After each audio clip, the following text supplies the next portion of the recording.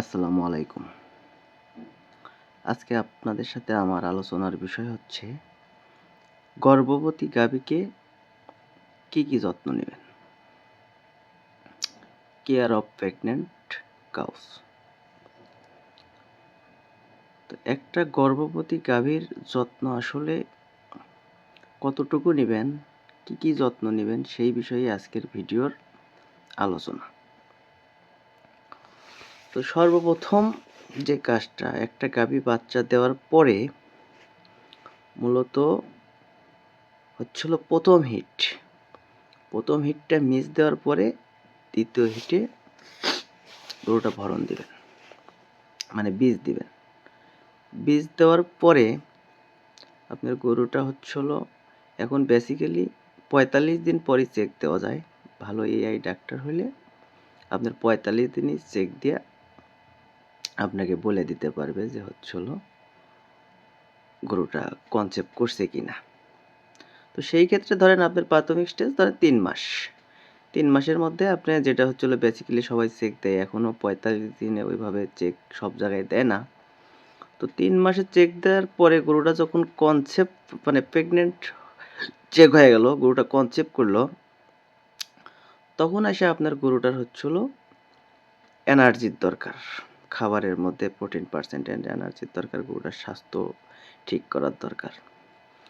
তো প্রথম ধাপ আপনার যখন শেষ হয়ে গেল, দ্বিতীয় ধাপে ওর খাবারটা সুন্দরভাবে, যেহেতু গরুটা আপনার হচ্ছিল দুধ দিচ্ছে, তাহলে প্রোডাকশনেও আছে, প্লাস হচ্ছিল আপনার গরুটা হচ্ছিল আবার বাচ্চাও পেটের ভিতরে আছে। তো সেই ক্ষেত্রে আপনারা যে কাজটা করবেন, গরুটার হচ্ছিল খাদ্যটা সুষম খাদ্য দিবেন। আর কোনোভাবেই গরুকে হচ্ছিল খুদের যাও বা ভাতের যে আমরা খাওয়াই, এই জিনিসটা খাওয়াবেন না। তো বেসিক্যালি হচ্ছিল ভালো খাবার, তারপরে হচ্ছিল 3 মাসের পরে যা হচ্ছিল আপনার 5 মাসে যখন পড়ে গেল গরুটা, মানে কনসেপ্টের 5 মাস যখন হয়ে গেল, তখন হচ্ছিল গরুটার বাড়তি যত্নর দরকার এবং ড্রাই পিরিয়ডের দিকে যাওয়ার দরকার। আর হুট করে একদিনে তো আর হচ্ছিল আপনি গরুটা ড্রাই করতে পারবেন না। তো 5 মাসের থেকে 7 মাস পর্যন্ত আপনার গরুটার বাড়তি যত্ন, খাবার, কাঁচা ঘাস এবং সুষম দানাদার দেওয়া লাগবে।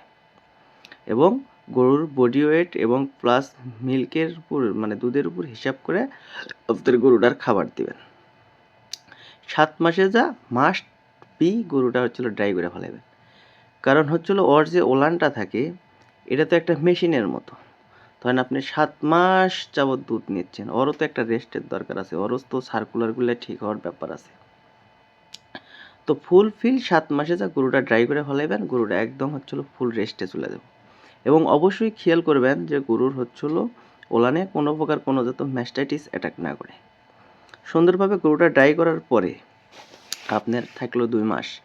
এই 2 মাসের মধ্যে ধরেন হচ্ছিল 7 থেকে 8 মাসের মধ্যে গরুর হচ্ছিল বাছুরের গ্রোথ হয় হচ্ছিল 60%, আর বাকি 40% কিন্তু বাড়ে হচ্ছিল আপনার 8 মাসের পরের থেকে বাচ্চা দেওয়ার পর পর্যন্ত।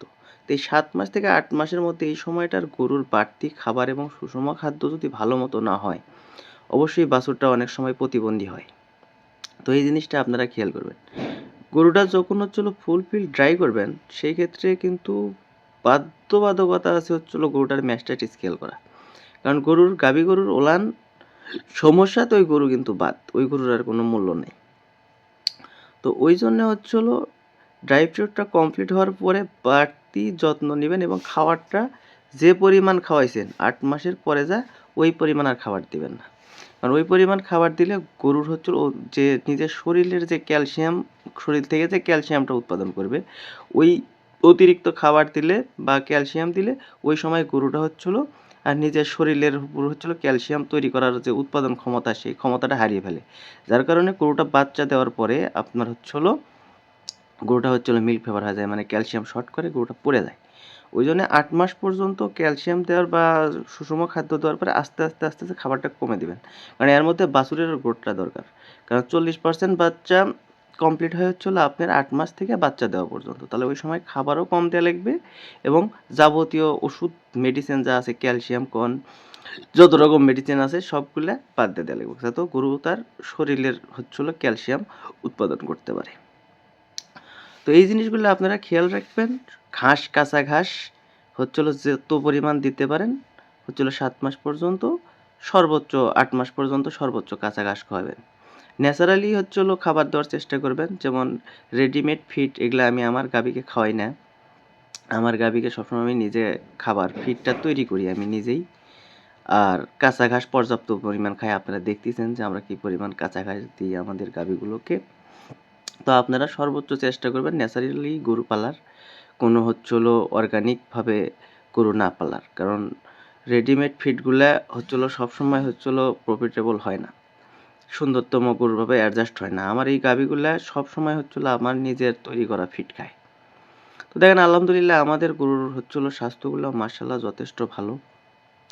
তো আমাদের এইখানে যে কয়টা গরু দেখলেন সবগুলাই প্রেগনেন্ট। তো সবাই ভালো থাকবেন। আজকের ভিডিও আমাদের এই পর্যন্তই। পরবর্তীতে আবার অন্য একটা ভিডিও নিয়ে কথা হবে। আল্লাহ হাফেজ।